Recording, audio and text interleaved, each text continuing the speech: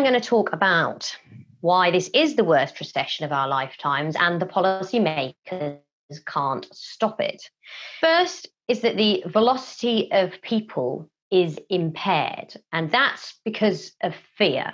And fear casts a very long shadow. Now, policymakers can enact some measures to prevent the downturn from getting worse, but it's just relief, not stimulus. It's really just an offset. And finally, that whatever it takes, it's not what they can deliver. Ultimately, their efforts will be unable to cure the infection at the heart of this crisis. Not just the virus, it's about the fear. So I'm going to start by talking about the velocity of people, what has happened, what has caused it to become impaired, how long it will last, and how we've seen something similar happen in natural disasters in the past. And the second half of the presentation is about the policy response, why it won't work. And then in conclusion, we'll talk about what that means for investments and various different asset classes and different economies. First of all, then, when we look at the velocity of people, I want to talk about fear and how it casts a very long shadow. Now, my first slide, which I'll turn to in a moment, has some survey data of how people feel about going out now that some economies at least have reopened.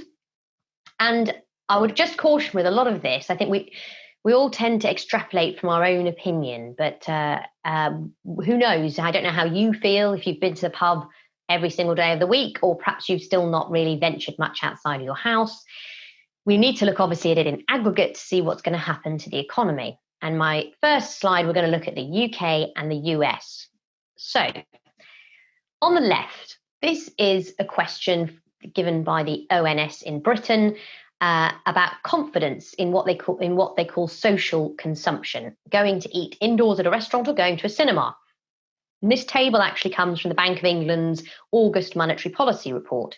The survey was taken in July. That's 4 months after lockdown. And what you can see is that more than half of people still do not feel comfortable to go to those places. And perhaps possible, you might conjecture, how are they going to feel in a month or two? Well, then we turn to the data on the right. That is survey from a company called Morning Consult, who survey 15,000 people globally every day. They're looking at the US, saying, okay, well, you're not maybe feeling comfortable now. When will you feel comfortable to do certain activities?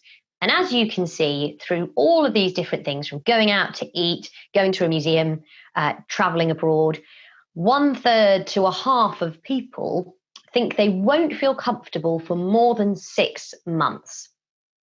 And it's that time element to the fear that is very important. Fear casts a long shadow. Now, how can we monitor what happens to people's behaviour? And other than these surveys, what evidence is there of people actually moving around? Well, we here at Blonde Money have coined the concept of the velocity of people. It's a bit like the velocity of money, which measures the rate at which money moves around the system. The velocity of people measures the rate at which people move around the system. And that depends on their willingness and ability to interact. And how do we actually measure that? Of course, the typical data we look at to judge how an economy might be doing in a recession are things like unemployment and inflation. That doesn't really help us. And added to that kind of data, it's always published with a lag, it takes time. And in this pandemic, it's really hard to even collect the data due to the lockdowns and also some skewing of the measures by things like furlough schemes. So we're untethered. We cannot use the normal economic data. So what can we use? You may have already seen there is some new mobility data that's out there. Google and Apple have been at the forefront of this. And you might well have seen charts from Google that talk about a baseline of people returning physically to things like shops and restaurants, retail and recreation. However, there is a huge caveat to this data, which you as CFA charter holders, I'm sure, will be more than aware of. Garbage in, garbage out. You need to know what is actually in the data you're using. And the problem is that the Google mobility trends look at a baseline. I'm going to show you the chart in a second. It's on the left-hand side of the next slide. And then we at Blonde Money have created an interpretation of it, a derivation of it, which gives us a better insight. So let me first talk about this chart on the left. The chart on the left, in the background, FT produces this from the Google data, how much people are physically moving around going to retail and recreation for lots of countries. I've plucked out the Greece number. Now, as you can see, they've happily called it recovered 117% of the loss.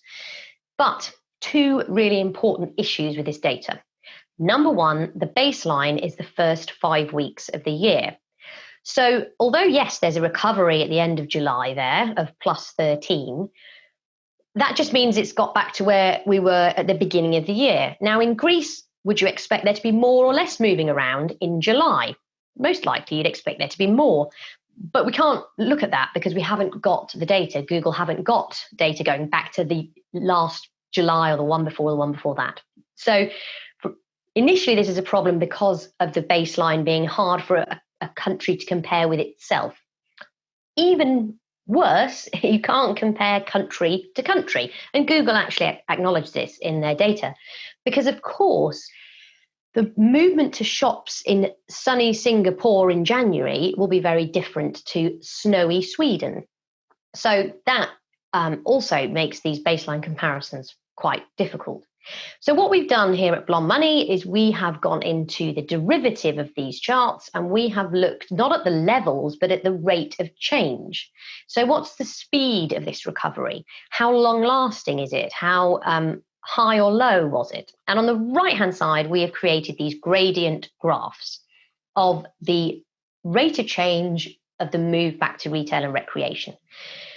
Very broadly speaking, I just first of all want you to see lots of different lines. It's very different between different countries. The red lines are Asia. They are quite different to the lines in the middle, which are Europe. So there's already a kind of continental difference. But even within continents, there is a difference. So there's a high, swooping, frenzy dash to the shops in Italy, which is the dark green line. But sort of a kind of halfway down from that, there's a very soft blue Germany parabola, which is much, much lower, suggesting that in Germany, the rate of change was just a slower return to the shops.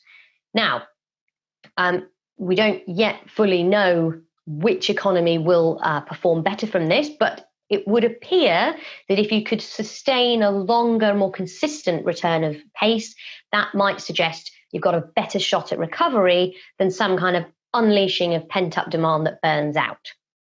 Now, what is driving the difference here? Partly it is the length and scale of the lockdown. Italy versus Hong Kong. Italy had a much tougher but shorter restrictions over its lockdown than in Hong Kong. But that's not the only part of this. It's clearly to do with culture as well. And it's to do with the trust in government and in your fellow citizens in terms of how confident you might feel to go out. And there is also, a fear factor in all of this. Fear, as I say, is very important for assessing what's going to happen in each economy. That's why, in a way, we need to forget the epidemiology of all of this and look at the psychology. Because we don't, as we know, as investors, always act rationally. And it doesn't matter really what governments do. We're human beings, we're pack animals, we respond to fear. Fear factor will remain even if there is a viable long-term vaccine. Because, as we've said, fear changes behavior, casts a long shadow. And to see this impact of the fear rather than anything mandated by governments, I'm just going to show you a chart that shows how we locked down even if the restrictions were different in different countries. So on this chart, on the left, this is from Apple mobility data, and that's to do with routing requests to take a drive. The green and red lines are Rome and London driving requests, driving activity. It was already falling before lockdowns were actually implemented. But even more interestingly, the infamous example of Sweden. We know they didn't have particularly strong measures, but even in Sweden, who didn't have an official lockdown, when they reached the same number of deaths per capita as the UK and Italy, they too experienced a plunge in movement. And that you can see from the yellow line. Here on the right-hand side, by the way, is a good resource from the Blavatnik School of Government, which looks at the stringency index. It seeks to measure lockdowns in different countries. And these are European nations. You can see that they were all similar at similar times, except, of course, Sweden.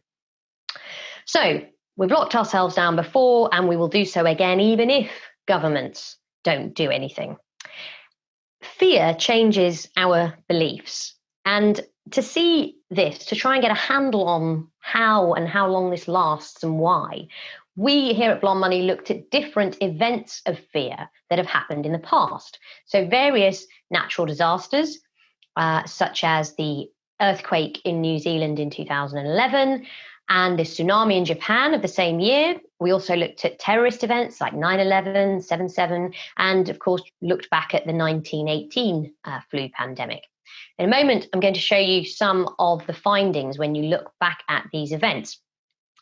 And the truth is that they do cause significant structural changes to economies that last a long time.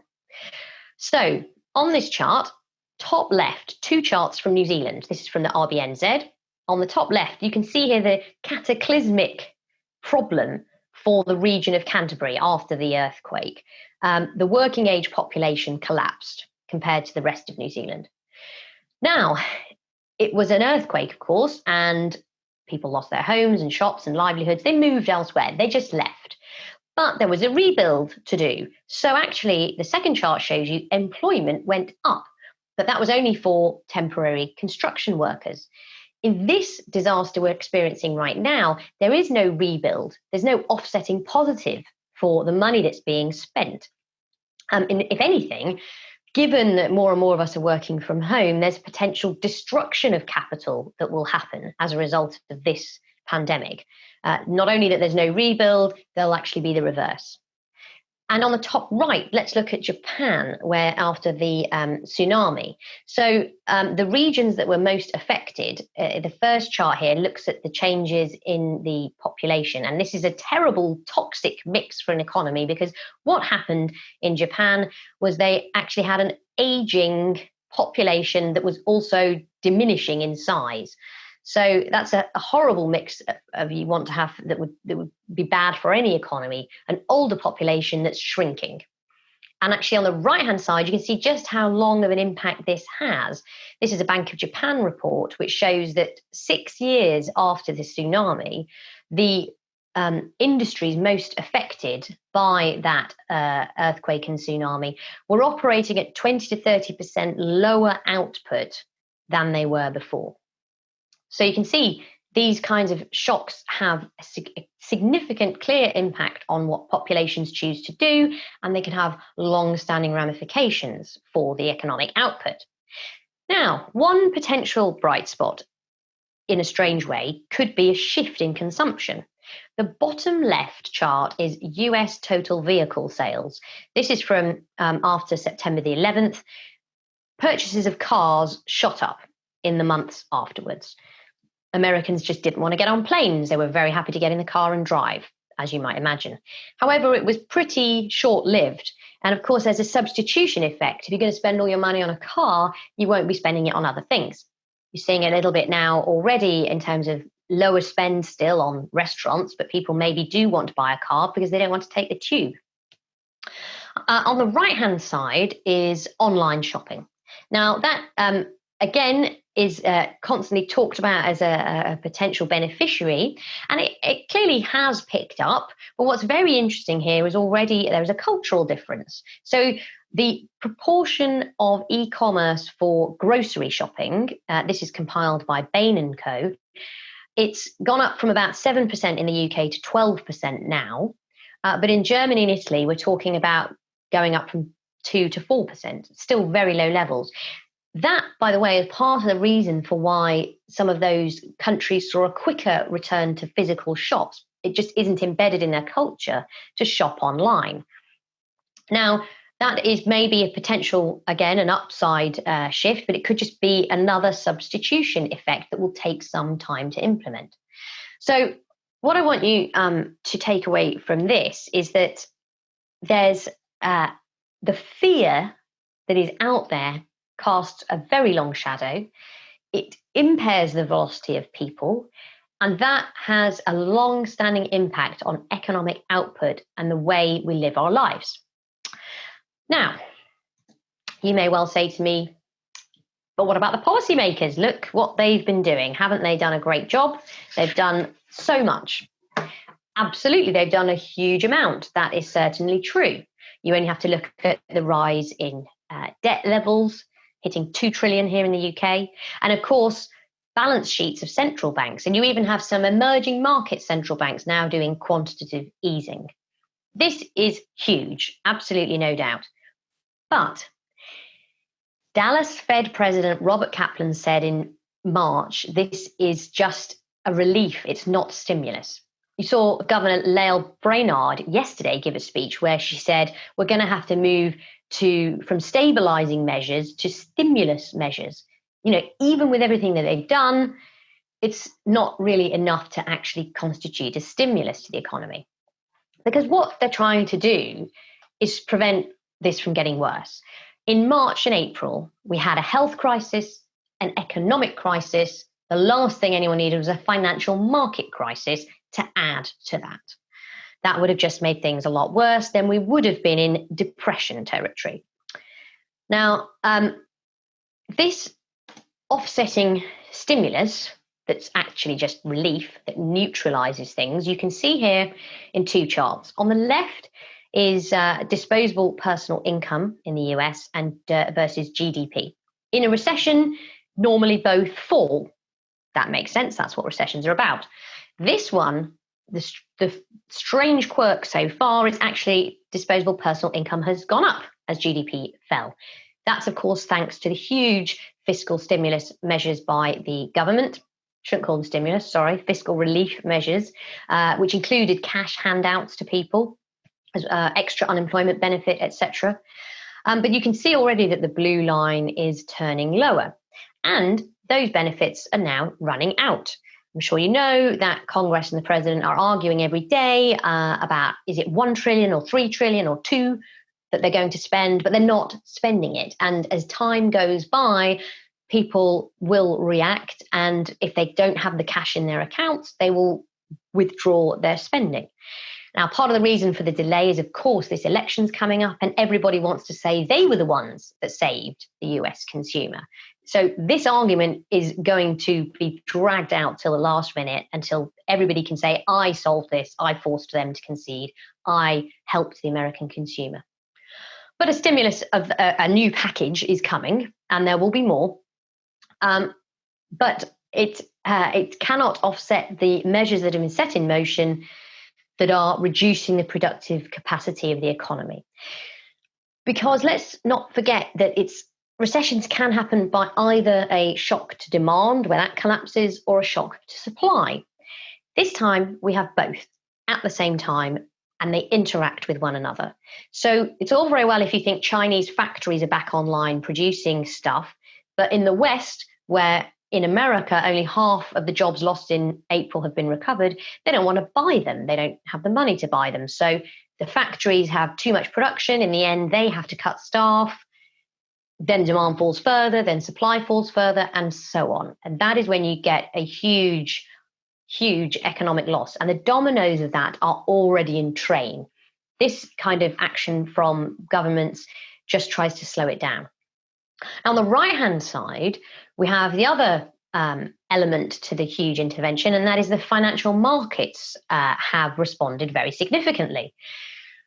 This is a measure of the National Financial Conditions Index. A move upwards is a tightening of conditions and a drop is a loosening. As you can see, as you might expect, in March, April, it shot up as it did in the financial crisis because credit spreads were wider, volatility went up, bid-offer spreads blew out, stocks fell, etc. What I want you to take away from that chart is, yes, there has been a reversal, but we're only back to where we started. After everything the Fed have thrown at this, and they've thrown a lot at it. In 3 weeks, they did as much as they did in 2 years in the financial crisis. Despite all of that, we're only back to where we started. We're not even in incredibly loose conditions as we saw on this chart in early 2014. Now, they've done all of this. They want you to think they're going to keep doing more, but it can't go on forever. It is, in fact, unsustainable in 2 ways. Firstly, for market pricing, even if the Fed owned every stock in the world, the price can still fall because you don't need someone to buy or sell for a price to move. And if the world wakes up and realizes the productive capacity of our economy is no longer 3% a year, but 1% a year, you've got to re-rate the stock or indeed any asset. And so the Fed are aware of this. They just want to try and keep the confidence up and slow down that repricing. But the fiscal side is also a struggle. So you hear a lot about the whatever it takes coming from our leaders, Merkel, Macron, Conte in Italy, Boris Johnson in Britain. Everyone's using this expression, and well done Mario Draghi, because he did use a great expression back in the day when he used it, but he was able to solve just one problem. He was talking to just a number of banks. He was looking at the euro. It was, in many respects, actually easier than the huge global shutdown we've got now. And it's unsustainable as well because of the eye-watering scale. So Chancellor Sunak here in Britain said earlier this year that it's just not sustainable to keep everybody on the furlough scheme. It's costing as much as to run the NHS, £40 billion. It's obviously not sustainable to keep 1/3 of the payroll of the country going without a job. Now, the problem is the policymakers can't admit this, and I understand why. If they admitted this, then confidence would completely evaporate. We would have the repricing. It would be awful. We would be in depression territory. But I can admit it to you, and you as a rational investor can incorporate it into your assessment of value. And I just want to emphasize this about the concept of whatever it takes. They keep trying to show you really big numbers, but it's not actually going to be as big as they say, and it's not going to deliver what people need to feel comfortable. Money doesn't remove fear. It might help people if they think, worried about a job loss, but they're worried about it a bit less. It might help at the edges. It's the relief, not stimulus. So let's just look at the document that came out when Chancellor Sunak presented his plan for jobs in July. This is a picture from the Treasury here in the UK. And what I want you to see on this is the big bold number there, total support announced up to 30. Great, £30 billion. He's really doing a lot of stuff here.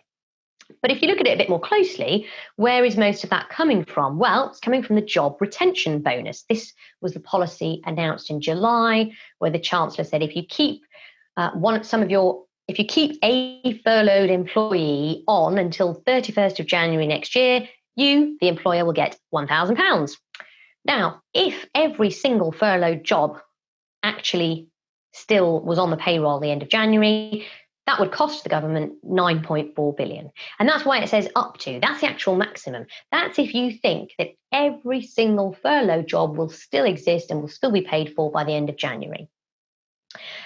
I think we all can agree that is highly unlikely, particularly when we've seen the fear of people who are saying, I'm still not comfortable going out and I won't be for 6 months. And I saw this morning that on the Eat Out to Help Out scheme, that Barclaycard were claiming that Monday, Tuesday, Wednesday dining was up 34%, which sounds great. It was up 34% on July. Well, we know July was already fairly impaired and miles away from what a normal August would look like. So there are these schemes, but they're not really getting to the crux. They're not really solving the fear. So they want you to see these big numbers. They want you to think they'll do whatever it takes. But the truth is they cannot deliver what it would take to repair the velocity of people. Now, the real crux of why does this fear persist for so long? It's something called belief scarring. And there was a great paper at last week's Jackson Hole conference that was released, which looks at the scarring impact of pandemics. And I'll show you in a second their conclusions, but I want to explain first what belief scarring is. So imagine for a moment that you roll a dice every day of your life, and you get used to there being numbers coming up 1, 2, 3, 4, 5, 6. Every day, another roll, every day, 1 to 6. One of those numbers pops up. Until one day, a 0 comes up. Then what do? You thought that was impossible. How could that have happened? But it did happen. Then you have to change your beliefs about the future. The probability shifts. The risk is different. You're going to look for a better, higher reward to compensate for that risk. You translate that into an economy, and that impacts not only consumer decisions, but business investment decisions. And then on the top of that, you get capital obsolescence. So all of you guys who have offices in the city or Canary Wharf that are sitting fairly empty at some stage, your employers might decide they've had enough of that. They don't need them anymore. They'll downsize, downscale, and those offices will just lay empty until they are requisitioned for better use. So belief scarring and capital obsolescence are what cause a huge hit to the economy in the long term. And the paper that was presented last week has a number of different assumptions in it, different scenarios of how this belief scarring takes place, but the output looks like this. And right at the bottom of here, you see the long-term costs, the net present value of the long-term costs. They are 10 times larger than the 1-year cost. Now, even if you might want to argue with their assumptions or how they've assessed this, the point that they're getting at is the one we must all accept, that whatever the confidence trick going on, understandably from the policymakers, the cost of this crisis is not just 1 or 2 quarters, it's decades, and it will change the way that we live and work, which was already changing. We were already doing webinars, working from home 1 day a week, looking at virtual reality, immersive theatre experiences, etc. This has accelerated it, and it will embed a change for many years to come.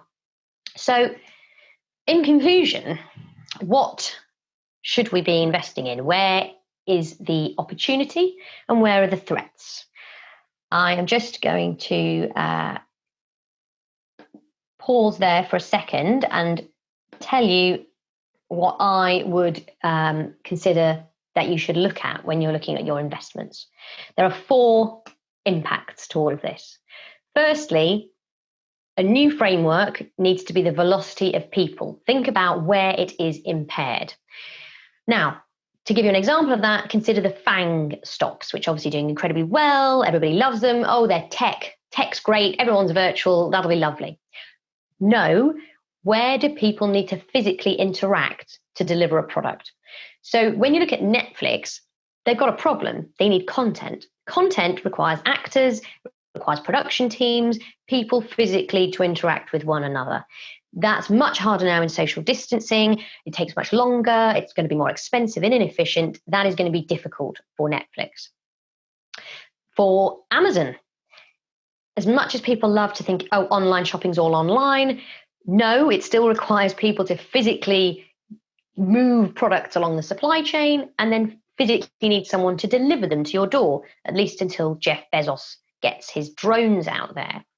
And then Google, a huge part of their revenue comes from advertising. Advertising is always the first one to go in a recession. And we are still now in a recession. And in fact, we're getting into the bit that really bites, because that stimulus measures, those reliefs are wearing off. So Facebook is really the best fang. It can be done from anywhere in the world. People need and want to interact more virtually, and they've got the setup to do it and the eyeballs of billions of users to work with. So number one, consider velocity of people. Number two, where is best set up to operate virtually? Now, that's going to depend on things like infrastructure. Does an economy have really good broadband? Is it investing in it? But also, how much is the structure of that economy about the kind of interaction that could be done online? If you consider an economy that just existed of beauty salons versus one that was just accountants, one might seem more appealing than the other, but the economic prospects of the accountants is far better than the beauty salons. So number two, where is set up for a virtual world? Three, debt versus cash. Now, we don't need to particularly worry about all this debt yet, because the central banks are buying it basically, and they're promising to keep interest rates really, really low. So it can be serviced. But there will still come a day of reckoning, and there will be some businesses where even if they've managed to survive, but they've got lots of debt on hand, one day that will not work. Think of a restaurant sitting there knowing some people will not feel comfortable for 6 months. And in 6 months' time, they maybe won't feel comfortable for another 6 months. You can take on all the debt you like at 0% interest rates, but in the end, you don't have a viable business. And cash is incredibly important in this kind of volatile economy, because I'm sure you've seen about the cash reserve days. I mean, restaurants have about 16 days of reserve cash. A British Chambers of Commerce survey showed that most small businesses have about 3 months worth of cash in reserve. Once they burn through the cash, it's curtains. So you still want to consider debt, companies with low debt and higher cash reserves. Leverage will catch up with you in the end. And fourthly, fiscal firepower. That will still be important, because the relief measures you, of course, want to see as much as possible, even if they can't really turn the recession around. So how is a country set up institutionally to deal with this? Here in the UK, monetary and fiscal authorities working very closely. Businesses got their loans in April and May. When you look at somewhere like the Eurozone, they've taken much bigger steps towards the fiscal union. They need to accompany the monetary union. But at the moment, the ECB is doing all the heavy lifting, and countries like Italy need to wait until next year to get the cash out of the new recovery fund that was agreed a couple of months ago. So you need to consider how the political environment is and how monetary and fiscal authorities interact. So the four ways to look at threats and opportunities: one, velocity of people, where is it impaired and who can benefit? Two, what is the setup for a virtual world? Three, debt levels versus cash in reserve. And four, fiscal firepower, and what you might want to call modern monetary theory, which I'm sure we can spend some time talking about as well. So in conclusion, I would like to just refer back to a nice little comment I saw on Twitter a few weeks ago, which said, I keep thinking, when I talk to my grandchildren in the future, it won't be 2020 that I tell them about. It'll be 2019. And they won't be able to believe that you got onto a small cylinder to go underground for an hour every day, jam-packed with your face crushed against others, to go to a job where you spent a lot of time in really long meetings eating biscuits, not achieving very much. Whereas, of course, for your grandchildren, they'll just say, why didn't you put your virtual reality headset on? We have to all appreciate there is a huge structural shift that is now being accelerated into an overnight revolution. There will be winners, but there will be losers. And until we adjust, the economy will be impaired at lower growth levels for many years to come. Thank you. Very, very enlightening. Not overly encouraging, but I think we'll get through this one. Well, thank you, Helen. Thank you for an insightful presentation. there's still quite a rocky road ahead. And Gerhard, could I just interject to say, if anyone, of course, should want to follow up on this, ask any further questions, given I'm on the board of CFA UK, we would be happy to help out with, CFA members, of course. So they can contact me, check out our website, blondemoney.co.uk if they have any further questions.